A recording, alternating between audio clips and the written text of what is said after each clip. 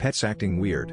Hello everyone, you know that on these dates, October and November, my puppies and kittens start to act strange. How do they take care of the house and my wife in particular? We had to leave CDMX due to gentrification and now we live in Hidalgo. It is not rural but it is partly a farming area.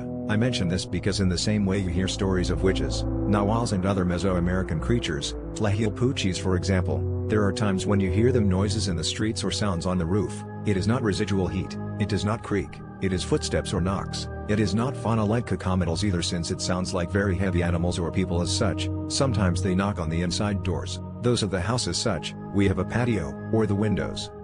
My wife says they are energies and animals feel them.